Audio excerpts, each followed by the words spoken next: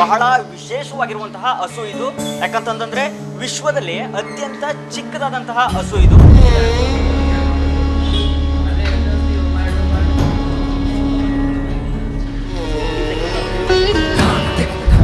ಎಲ್ಲಿ ಇರುತ್ತೋ ಅಲ್ಲಿ 1 ಕಿಲೋಮೀಟರ್ ರೇಡಿಯಸ್ ಅಲ್ಲಿ ದುಷ್ಟಶಕ್ತಿಗಳು ಯಾವುದು ಉತ್ಪತ್ತಿ ಆಗಲ್ಲ. ಪುಂಗನೂರು ಹಸು ಇದು ಒರಿಜಿನಲ್ ಬ್ರೀಡು. ಇದು ಮೊತ್ತ ನಾನ್ ತಂದಿದ್ದು ಬಂದು 4 ಲಕ್ಷ ರೂಪಾಯಿ ಆಗಿದೆ. ದೇವ್ರದ್ದು ಇದೆ ಹುತ್ತದ ಹತ್ರ ಹೋಗಿ ಹಾಲು ಅದೇ ಕರೆದಿದೆ. ಇದು 2 ರಿಂದ 2.5 ಅಡಿ ಹೈಟ್ ಮೇಲೆ ಬೆಳೆಯಲ್ಲ. 1 ಲೀಟರ್ ಹಾಲ್ ಮೇಲೆ ಕೊಡಲ್ಲ. ಈ ಹಾಲ್ಗೆ ತುಂಬಾ ಮಹತ್ವ ಇದೆ. 400 ರಿಂದ 500 ರೂಪಾಯಿ ಬೆಲೆ ಬಾಳುತ್ತೆ.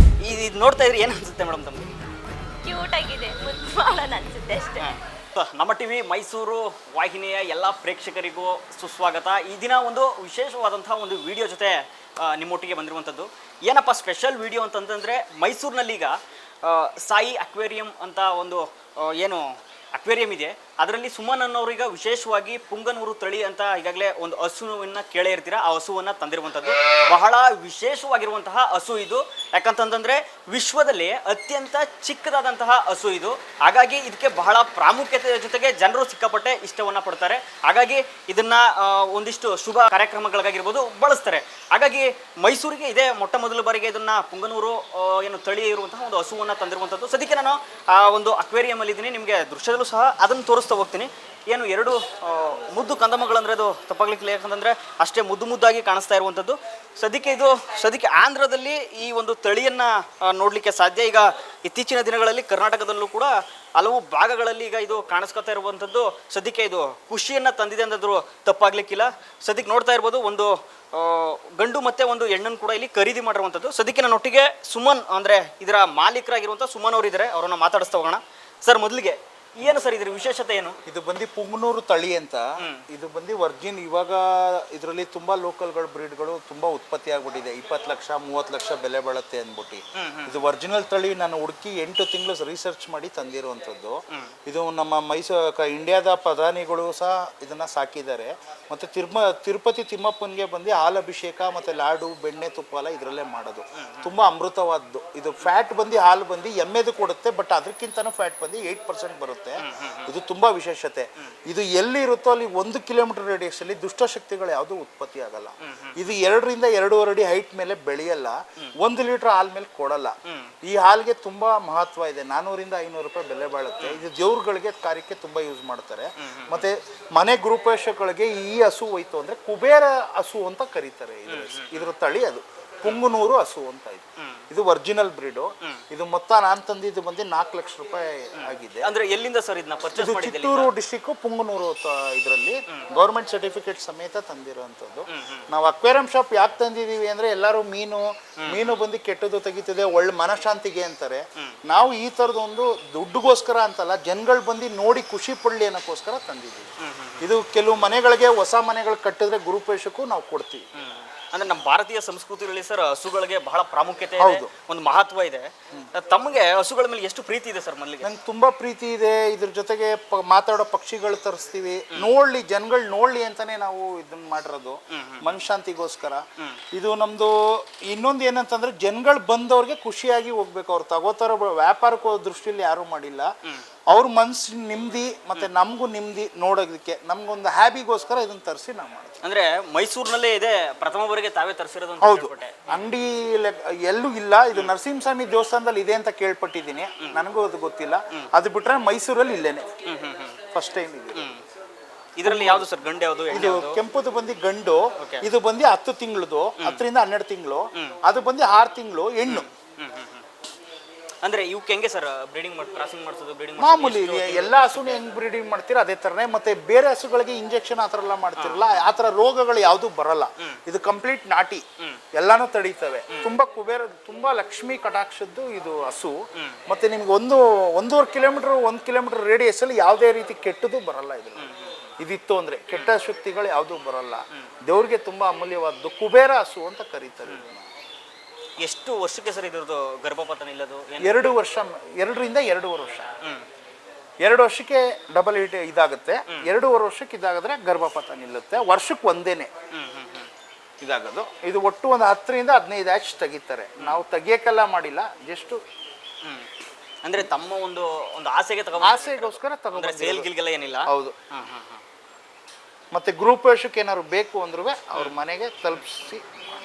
ಟೋಟಲ್ 2ರಿಂದ ಎಷ್ಟು ಕಾಸ್ಟ್ ಆಯ್ತು ಸರ್ ಇದ್ರ? ನನಗೆ 3,90,000 ಎಲ್ಲ ಟ್ರಾನ್ಸ್ಪೋರ್ಟ್ ಎಲ್ಲ ಸೇರಿಸಿ 4 ಲಕ್ಷ ಬಿದ್ದುಬಿಡ್ತು. ಹತ್ತತ್ರ 4 ಲಕ್ಷ. 4 ಲಕ್ಷ ಇದಿದೆ. ಒಟ್ಟು ಇಲ್ಲಿಂದ ಒಂದು 1000 ಕಿಲೋಮೀಟರ್ ಇದೆ. ಅಲ್ಲಿ ಹೋಗಿ ಮಾಡಿ ತಗೊಬರೋಷ್ಟ್ರಲ್ಲಿ ತುಂಬ ಶ್ರಮನೇ ಬಿದ್ದಿರೋದು. ಇದು 7 ತಿಂಗಳಿಂದ ರಿಸರ್ಚ್ ಮಾಡಿ ಒರಿಜಿನಲ್ ಬ್ರೀಡ್ ತಗೊಬಂದಿರೋದು. ಅಂದರೆ 4 ಲಕ್ಷ ಕೊಟ್ಟು ಖರೀದಿ ಮಾಡಬೇಕು ಅಂತ ಅನ್ಸಿದ್ದು ಯಾಕೆ ಅಂತ ಸರ್? ಯಾರಿಗೆ? ನಿಮಗೆ? ನನಗೆ ಮನಶಾಂತಿಗೆ. ಜನಗಳು ಬರ್ತಾರೆ ನಮಗೆ. ನಮ್ಮದು ಹೋಲ್ಸೇಲ್ ಅಂಗಡಿ, ಎಲ್ಲ ಅಂಗಡಿಯವರು ಮನೆಯವರು ಎಲ್ಲರೂ ಬರ್ತಾರೆ. ಸಾಯಿ ಎಕ್ವೇರಿಯಂ ಅಂದರೆ ನಮ್ದು ಇದು 2ನೇ ಅಂಗಡಿ. ಮೇಲ್ಗಡೆ ಒಂದು ಅಂಗಡಿ ಇದೆ, ಇದು ನಾರಾಯಣ ಶಾಸ್ತ್ರಿ ರೋಡ್, ಹಸು ರೋಡ್ ಪಕ್ಕ ಬರುತ್ತೆ. ಜನಗಳಿಗೋಸ್ಕರನೇ ಅಂತಾನೆ ಇದನ್ನ ತರಿಸಿ ನೋಡೋಕ್ಕೆ ಅಂತ ಮಾಡಿರೋದು. ಈಗ ಸಾಮಾನ್ಯವಾಗಿ ಸರ್ ನಮ್ಮ ದೇಸಿ ಹಸುಗಳಲ್ಲಿ ಒಂದು ಸುಳಿ ಆಗಿರ್ಬೋದು, ಆ ರೀತಿ ಎಲ್ಲ ನೋಡ್ತಾರೆ ಜನರು. ಇವಕ್ಕೆ ಏನ್ ಸರ್ ಈಗ ಏನಾದ್ರು ಸುಳಿ ಗಿಳಿ ಏನಾದ್ರು ನೋಡಿ? ಸುಳಿ ಗಿಳಿ ಏನು ಬರಲ್ಲ ಇದಕ್ಕೆ. ಅಲ್ಲಿ ದೌಡೆಯಲ್ಲಿ ಒಂದು ಬರುತ್ತೆ, ದೌಡೆಯಲ್ಲಿ ಇನ್ನೂ ಬಂದಿಲ್ಲ. ಇದು ಬಂದು ಆಂಧ್ರದಲ್ಲಿ ಬಂದು ಗೌರ್ಮೆಂಟ್ ಸರ್ಟಿಫಿಕೇಟ್ ಇದ್ರೆ ಮಾತ್ರ ತಗೋಬರಕ್ಕಾಗೋದು, ಹಂಗೇನೆ ತಗೋಬರಕ್ಕಾಗಲ್ಲ. ಇದು ಬ್ರೀಡ್. ಇದು ದೊಡ್ಡ ದೊಡ್ಡ VIP ಗಳ ಮನೆಗಳಲ್ಲೆಲ್ಲ ಇರ್ತದೆ. ಅವ್ರ ಮನೆಯಲ್ಲಿ ಸುಮಾರು ಇದು ಮಾಡ್ತಾರೆ. ಈ ತರ ಒಂದು ಹಸು. ಇವಾಗ ಇದಕ್ಕೆ ಎಷ್ಟು ವರ್ಷ ಆಗಿರ್ಬೋದು ಸರ್? ಇದಕ್ಕೆ 12 ತಿಂಗಳು. ಅದು ಬಂದು 5ರಿಂದ 6 ತಿಂಗಳು. ಒಟ್ಟಾರೆ ಈಗ ಕರ್ನಾಟಕದಲ್ಲಿ ಇದ್ರ ಬ್ರೀಡ್ ಈಗ ಪಾಪ್ಯುಲರ್ ಆಗ್ತಾ ಇದೆ ಸರ್ ಬರ್ತಾ ಬರ್ತಾ. ಹೌದು. ಏನ್ ಹೇಳಕ್ ಬಯಸ್ತೀರಾ ಸರ್ ಇಂತ ಒಂದು ಖರೀದಿ ಮಾಡೋ? ಇದನ್ನ ಸಾಕಿ ಒಳ್ಳೇದು, ನಿಮ್ ಮನೆಗೂ ಒಳ್ಳೇದು. ನಾಯಿಗಳು ಸಾಕ್ತಿರಲ್ವಾ, ಅದೇ ತರ ಇದನ್ನ ಸಾಕಿದ್ರೆ ತುಂಬಾ ಒಳ್ಳೇದು. ಕೆಟ್ಟ ಶಕ್ತಿಗಳೆಲ್ಲ ಹೋಗುತ್ತೆ, ಯಾವ್ದು ಬರಲ್ಲ. 1-1.5 ಕಿಲೋಮೀಟರ್ ಅಲ್ಲಿ ದೇವ್ರಿಗೆ ಅಭಿಷೇಕ ಆಗೋದ್ರಿಂದ ಈ ಹಾಲು ತುಂಬಾ ಒಳ್ಳೇದಾಗುತ್ತೆ ಅಂತ. ಇದ್ರ ಫುಡ್ ಎಲ್ಲ ಯಾವ ರೀತಿ ಇರುತ್ತೆ ಸರ್? ಮಾಮೂಲಿ ನೀವು ಎಲ್ಲಾ ಹಸುಗೂ ಯಾವ ತರ ಹಾಕೊಡ್ತೀರಾ ಅದೇ ತರನೇ ಇದಕ್ಕೆ. ಆದ್ರೆ ದಾಸಿನೂ ತಿನ್ನಲ್ಲ. ಒಂದ್ ದಿವಸಕ್ಕೆ 5 kg ಮೇಲೆ ತಿನ್ನಲ್ಲ. ಹುಲ್ಲಾಗ್ಬೋದು, ಬೂಸ ಒಟ್ಟ ಆಗ್ಬೋದು, ಜಾಸ್ತಿ ತಿನ್ನಲ್ಲ. 5 kg ಒಳಗಡೆನೆ. ಮತ್ತೆ ಎಲ್ಲೂ ಹೋಗಲ್ಲ. ಇದು ಮನೇಲಿ ನೀವು ಸಾಕಿದ್ರೆ ಲೈಕ್ ನಾಯಿ ತರನೇ ಇರುತ್ತೆ. ಅಂದ್ರೆ ಸರ್ ನ್ಯಾಚುರಲ್ ಆಗಿ ಎಲ್ಲ ಹಸುಗಳು ತಿನ್ನೋ ಅಂತ ಫುಡ್, ಎಲ್ಲ ಫುಡ್ ಅದೇನೆ, ಬೇರೆ ಏನು ಇಲ್ಲ. ಇದಕ್ಕೇನು ವಿಶೇಷತೆ ಅನ್ನೋದು ಏನು ಇಲ್ಲ.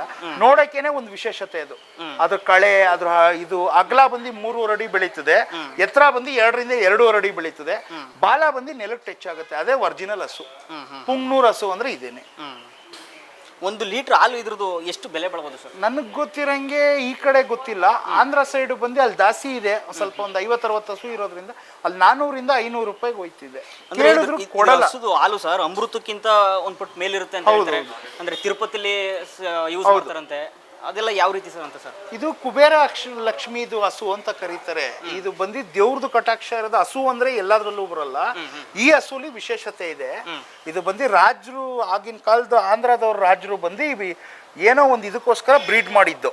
ಮತ್ತೆ ಇದರಲ್ಲಿ ಬಂದು ಒಂದು ಇದೇ ಇದೆ, ದೇವ್ರದ್ದು ಇದೇ ಇದೆ. ಹುತ್ತದ ಹತ್ರ ಹೋಗಿ ಹಾಲು ಅದೇ ಕರೆದಿದೆ. ಲೈಕ್ ನೀವು ಮುಳ್ಕಟಮ್ಮನ ದೇವಸ್ಥಾನ ಅಂತ ಕೇಳಿರ್ಬೋದು, ನಾಗಮಂಗಲದಲ್ಲಿದೆ, ಇತಿಹಾಸ ಇದೆ. ಅದೇ ಕರೆದಿದೆ ದೇವ್ರಿಗೆ. ಇದು ಆತರ ವಿಶೇಷ ತಳಿ. ದೇವ್ರಿಗೇನೆ ತುಂಬಾ ಶ್ರೇಷ್ಠವಾದ ತಳಿ ಇದು. ಅಂದ್ರೆ ಇದ್ರದ್ದು ಕೊಂಬಾಗಿರ್ಬೋದು ಮಾಮೂಲಿ ಹಸುಗಳ ತರ ಬರುತ್ತಾ ಏನೋ? ಒಂದು ಚೂರು ತಿವೆಲ್ಲ ತುಂಬಾ ಫ್ರೆಂಡ್ಲಿ. ನೀವು ಮನೇಲಿ ಕರೆದ್ರೆ ಬರುತ್ತೆ. ನೀನ್ ನಾಯಿಗಿಂತನೂ ತುಂಬಾ ಒಗ್ಗುತ್ತೆ. ತುಂಬಾ ಚೆನ್ನಾಗಿ ಮಾತಾಡೋದ್ನೆಲ್ಲ ಅರ್ಥ ಮಾಡ್ಕೊಳುತ್ತೆ. ತುಂಬಾ ಇದು ಅದ್ರ ಕಿವಿಯೆಲ್ಲ ನೋಡಿರ್ಬೋದು ನೀವು, ಬೇರೆ ಶೇಪಲ್ಲೇ ಬಂದಿದೆ.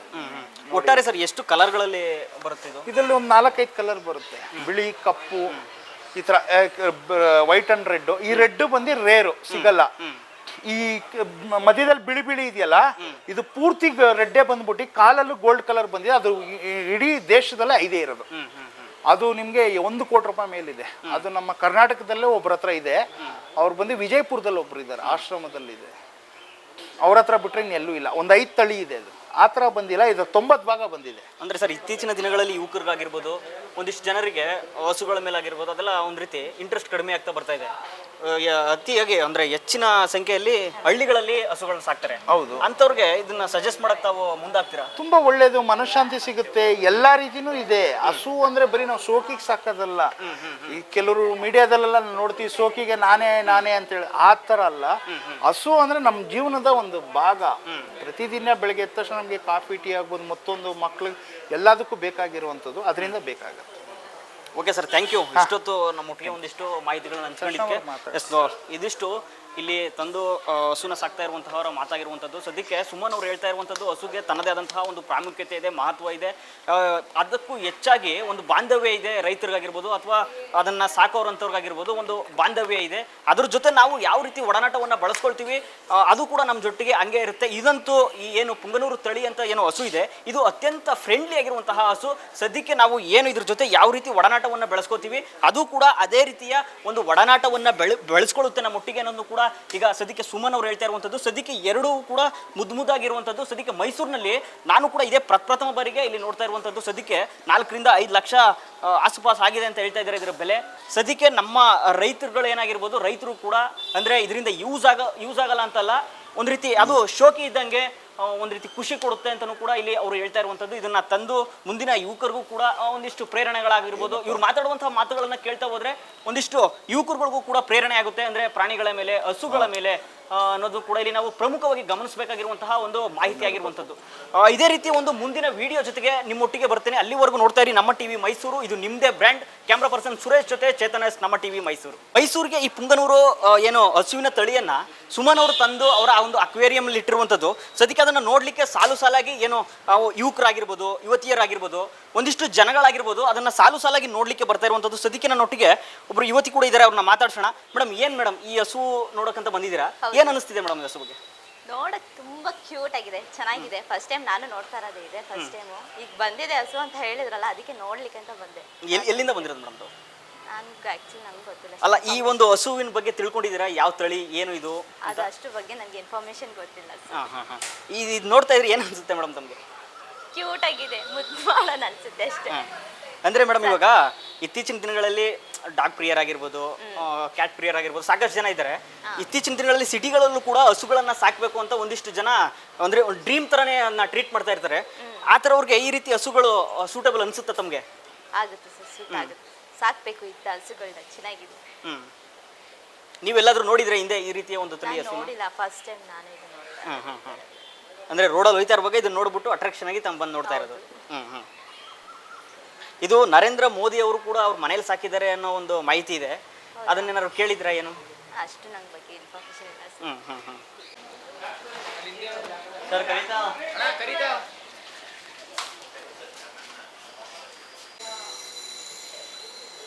ನೋಡಿ, ನೀವೇನಾದ್ರು ತಗೋತೀರಾ, ಸಾಕ್ತೀರಾ? ನಮ್ದು ಹಳ್ಳಿ ಇದೆ ಸರ್. ಅಲ್ಲಿ ಬೇಕಂತ ತಗೋಬೋದು, ಅಂದ್ರೆ ಇಷ್ಟೊಂದು ಬಜೆಟ್ ಕೊಟ್ಟು ತಗೊಳ್ಳೋಷ್ಟಿದ್ದಿಲ್ಲ. ಬೇರೆ ಪ್ರಾಣಿಗಳಿಗಿಂತ ಇದು ತುಂಬಾ ಬೆಸ್ಟು. ಎಂತಕ್ಕೆ ಬೆಸ್ಟು ಅಂತ ಅನಿಸ್ತು? ಎಲ್ಲದಕ್ಕೂ ಮಿಂಗಲ್ ಆಗ್ತವೆ. ಹಸುಗಳು ಬೇರೆ ಪ್ರಾಣಿಗಿಂತ ಮಿಂಗಲ್ ಆಗುತ್ತೆ ಬೇಗ ಸಾಕ್ತವ್ರ ಜೊತೆ. ನಿಮ್ಮ ಹಳ್ಳಿಗಳಿರುವಂತಹ ಹಸುಗಳಿಗೆ ಹೋಲಿಸಿದ್ರೆ ಇದು ಏನು ಡಿಫ್ರೆಂಟ್ ಅನಿಸ್ತಾ ಇದೆ ಇದರಲ್ಲಿ? ಇದು ಫೇಸ್ ಲುಕ್ಕೇ ಡಿಫ್ರೆನ್ಸ್ ಅನ್ಸ್ತದೆ, ತುಂಬಾ ಲುಕ್ ಆಗಿದೆ. ಹೈಟು ಮುದ್ದು ಕ್ಯೂಟ್ ಆಗೈತೆ, ಮುದ್ದಾಗಿ ಕಾಣಿಸ್ತಾ ಇದೆ.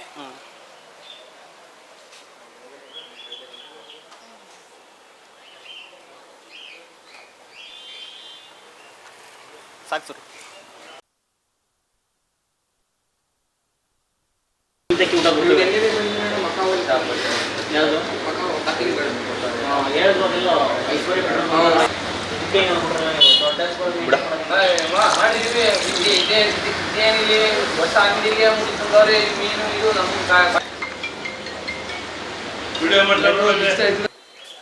ಅಲ್ಲಿ ಬೇಕಂತ ತಗೋಬೋದು, ಅಂದ್ರೆ ಇಷ್ಟೊಂದು ಬಜೆಟ್ ಕೊಟ್ಟು ತಗೊಳ್ಳೋಷ್ಟಿದ್ದಿಲ್ಲ. ಬೇರೆ ಪ್ರಾಣಿಗಳಿಗಿಂತ ಇದು ತುಂಬಾ ಬೆಸ್ಟು. ಎಂತಕ್ಕೆ ಬೆಸ್ಟು ಅಂತ ಅನಿಸ್ತು? ಎಲ್ಲದಕ್ಕೂ ಮಿಂಗಲ್ ಆಗ್ತವೆ. ಹಸುಗಳು ಬೇರೆ ಪ್ರಾಣಿಗಿಂತ ಮಿಂಗಲ್ ಆಗುತ್ತೆ ಬೇಗ ಸಾಕ್ತವ್ರ ಜೊತೆ. ನಿಮ್ಮ ಹಳ್ಳಿಗಳಿರುವಂತಹ ಹಸುಗಳಿಗೆ ಹೋಲಿಸಿದ್ರೆ ಇದು ಏನು ಡಿಫ್ರೆಂಟ್ ಅನಿಸ್ತಾ ಇದೆ ಇದರಲ್ಲಿ? ಇದು ಫೇಸ್ ಲುಕ್ಕೇ ಡಿಫ್ರೆನ್ಸ್ ಅನ್ಸ್ತದೆ, ತುಂಬಾ ಲುಕ್ ಆಗಿದೆ. ಹೈಟು ಮುದ್ದು